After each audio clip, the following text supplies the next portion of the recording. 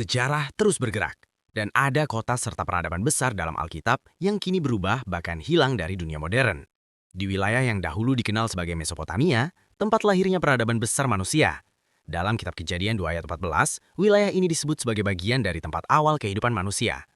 Kini, Mesopotamia dikenal sebagai wilayah Irak dan sekitarnya, hanya menyisakan jejak sejarah. Dari wilayah itu juga muncul kota Ur, tempat asal Abraham. Dalam kitab Kejadian 11 ayat 31, disebutkan Abraham berasal dari Ur Kasdim. Kini, Ur hanya tersisa sebagai reruntuhan di Irak. Lalu ada Haran, tempat persinggahan Abraham sebelum menuju Tanah Perjanjian. Masih dalam kitab Kejadian 11 ayat 31, Haran menjadi tempat perjalanan penting. Hari ini, Haran masih ada, namun tidak lagi seperti dulu. Beralih ke dunia Romawi Timur, ada kota besar yang dikenal sebagai Bizantium. Meskipun nama ini tidak disebut langsung dalam Alkitab, wilayah ini berkaitan dengan dunia Perjanjian Baru. Kini dikenal sebagai Istanbul, kota penting dalam sejarah kekristenan. Di wilayah Galilea, ada kota Nazaret, tempat Yesus dibesarkan.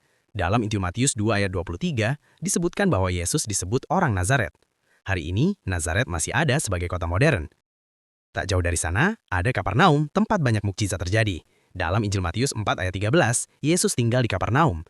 Kini, Kapernaum hanya tersisa sebagai reruntuhan bersejarah.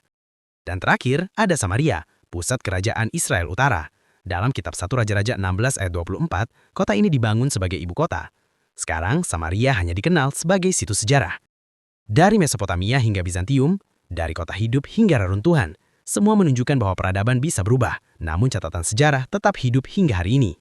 Ayat disertakan sesuai yang tertulis dalam Alkitab, selebihnya berdasarkan sejarah dan penelitian. Berikan pendapatmu di kolom komentar.